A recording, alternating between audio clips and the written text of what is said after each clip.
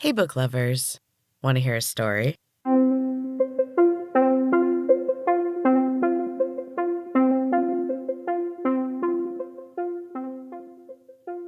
Welcome back to Storytime with Em. This is a mini episode from Em's Books and Cats podcast, and I am sharing my book SuperGym with you, a chapter or sometimes two a week.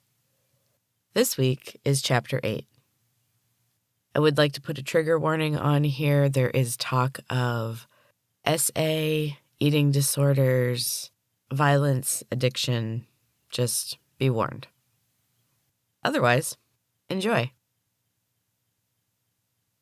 Maggie didn't know where she was. Another room in the clinic? It was dark, but there was a bluish light coming from what looked to be a large vending machine at the end of the hall. But that was impossible. Vending machines were outlawed along with junkies. They had all been destroyed or repurposed into racks for the dumbbells. Someone was standing in front of the machine. They stopped and took something out of the door at the bottom. A cylinder. A can of some kind. There was another person leaning against the side of the machine, but they were hidden in shadow. The person in front of the machine snapped open the can and turned her face to the light. It was Monica. It had to be. Maggie would know that pinched face anywhere. Monica said something and laughed. Maggie was startled by the sound. Monica never laughed. Laughter was not acceptable under Mr. Pratt's rule, and Monica was an obedient client. The girl took a long drink from the can and burped loudly. It couldn't be Monica, but it looked exactly like her. Maggie crept a little closer. The blue light hurt her eyes in the darkness. She ducked behind a column as Monica turned toward her. She could just make out what she was saying. It's weird, right? The whole concept is ahead of its time. The programs are finally up and running smoothly. No more glitches. Her companion replied, but Maggie couldn't hear what was said. She saw Monica smile. Do you think they know what's going on? The hosts, I mean. Do you think they have any idea? Another muffled reply. The person in the shadows shifted, and Maggie saw a slim brown arm reach out and take the can from Monica. I'm glad I was chosen for the storyboard. Can you imagine? Laying around all day? I'd go crazy. Maggie inched closer and hid behind another column. She could hear the other voice now. It was very faint and familiar. They don't know what's going on. That's what the medication is for. You know what I mean. I'm just glad I don't have to be involved. I love my part. It's so gruesome. I wish they had made me less of a bitch. Monica pushed a loose strand of hair out of her eyes. Maggie noticed she wasn't wearing her SuperGym uniform. What would be the fun in that? Monica's friend crumpled the can and tossed it into an unseen trash can. The metallic thud echoed off the walls. Come on, I want to watch Jeremy play. He's so sexy.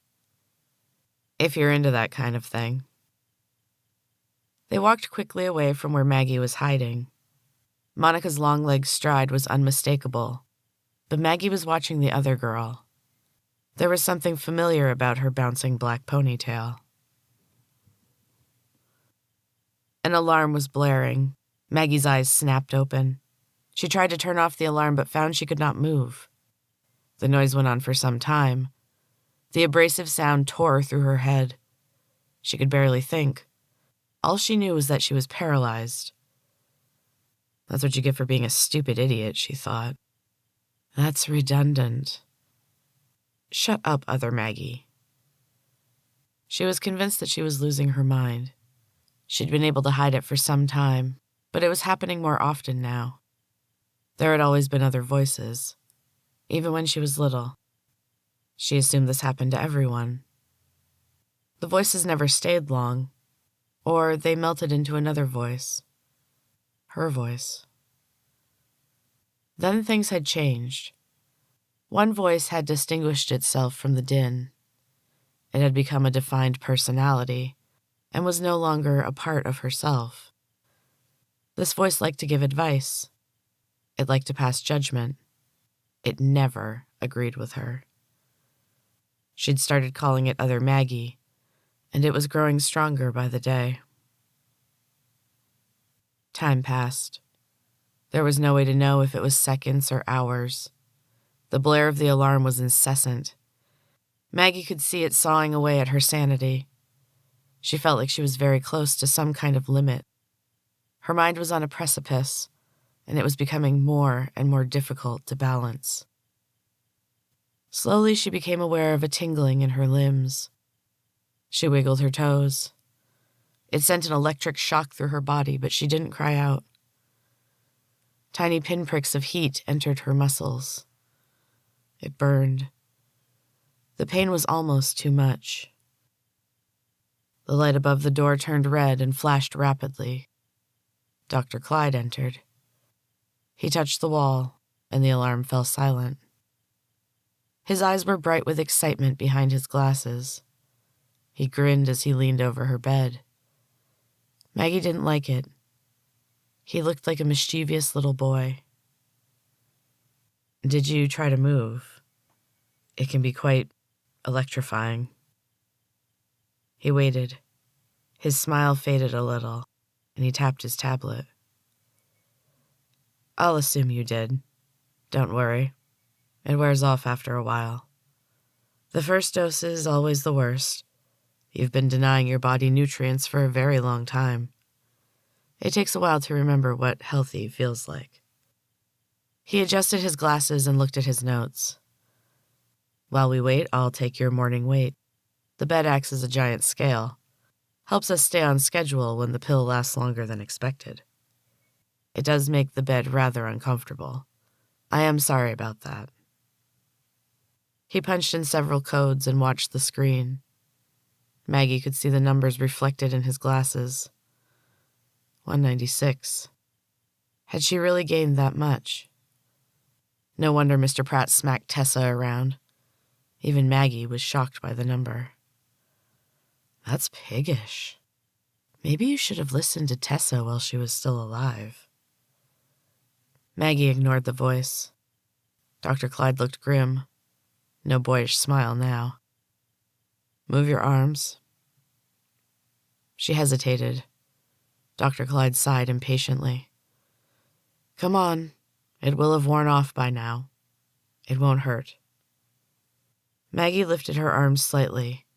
It felt heavy, but it moved. She slowly lifted herself until she was sitting on the edge of the bed. Dr. Clyde sat at the table and regarded her over the rims of his glasses. "I'm afraid you have not made any progress." "It's the first day." "The first pill usually works rather quickly. I am hopeful we will see a major loss at the lunchtime weighing." "How often am I weighed?" 3 times a day, 4 on the weekends." "And you expect a loss at each?" "That is what Tessa predicted. I think it's a bit lofty, but she was always the favorite around here." "She worked here?" "Off and on." He looked annoyed. "She didn't have the proper education in food sciences." "I thought she was just a trainer." "She was. And then you started causing problems. Nothing we tried worked on you. She was brought in to lead the team in a new direction. No one knew how to deal with such a stubborn client. Your file is quite extensive. No other client has tried and failed for this long." "So you're torturer number 1 now that she's gone. That's why I'm here?" "I am Mr. Pratt's chief dietitian. I was assigned to your case because I worked closely with Tessa on your health plan." "It's really your plan, isn't it?" "I am afraid that's not possible. Only trainers can make plans for clients, and I have not been promoted." He would never be promoted. He was too thin. Most clients had the same gaunt, hollow look, but the trainers were hand-selected by Mr. Pratt for their beauty and muscle tone. They endured a rigorous initiation before being tanned and highlighted to perfection. They were the ideal. They were what everyone else was always striving to become. Dr. Clyde was watching her. Maggie was momentarily afraid he could hear her thoughts. That's ridiculous. Stop being so stupid. Dr. Clyde adjusted his glasses again and sighed. This is not a promising beginning, Maggie. We only have a month. We need every single weigh-in to achieve your goal. Play along. Suggest a punishment. I'll do an extra hour in the pool. Better make it the treadmill. He made a note on his tablet. That reminds me. Don't tell Thor about your new diet plan. He's your trainer, but your diet is now being handled exclusively by Mr. Pratt. Do you understand? I won't say a word. That would be easy. Speech was impossible during a Thor workout. Dr. Clyde looked pleased. He snapped his notebook shut with a creepy grin. Good girl. I hate him. I really, really hate him. Play nice. You don't want it to happen again. Not yet. Go on now. We have a bicycle waiting for you downstairs. It's a very scenic ride to the SuperGym, and it's only 12 miles. Great. Maggie noticed the light above the door was yellow again. It switched to green as she passed through. Dr. Clyde made a note and smiled. The corridor was dingy and dimly lit. It was an old building, one of the ones still under renovation. The ancient elevator had not yet been removed, but she knew better than to try it. It wouldn't work, and it would set off a silent alarm. A fit squad would be there almost immediately, and she'd be in trouble again. That would mean extra workouts, and she already had an extra hour of cardio. She stepped out into a dull gray world. The sky was darker than usual. It was going to rain. It always got darker before it rained. That was the only time the sky changed. It was always gray. Maggie could remember days when the sky changed colors. When she was a child, it had been blue. She took the bicycle from the rack. It was the only one, which was strange in Famicili. Everyone had a bike. She wondered if she was the only one staying in the building. A loud clap of thunder shook her from her thoughts and sent her speeding toward the entrance in the wall. The massive iron doors swung open, and she rode through. Thunder rumbled and lightning flashed. The sky opened up. She pulled up her hood and pedaled steadily through the rain. Her clothes were soaked through by the time she reached the SuperGym. The rain continued to pound down, and the patio was filled with water. She sloshed through on weak, shaking legs. The glass doors slid open. A bell rang. Maggie stumbled through and stood dripping just inside. The main room was packed. The sound of feet pounding on treadmills was deafening. Everyone turned to stare at her, but the moment was brief. The trainers immediately snapped at their clients and increased their speeds. She saw Thor coming. He stormed through the gym. Her heart raced at the sight of him. Pain exploded in her chest. He grabbed her arm and squeezed. Hard. You're late. I had to bike from... No excuses. It's pouring rain. That's an excuse. She sighed. His grip slackened, just a little. I'll do an extra hour on the treadmill. In addition to the one from Dr. Clyde. You know about that? Of course I do. I'm your trainer. I know everything about you. Did he really know everything? Was this some kind of test? Maggie hurried to the locker room to change into dry clothes. She had to borrow SuperGym clothes, which were always too tight and made of translucent purple and green spandex. Thor grinned when he saw her. It was scarier than his usual frown.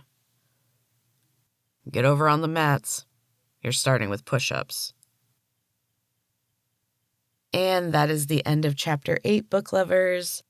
I hope you're enjoying SuperGym, and I will be back next week with another chapter. Until then, keep reading.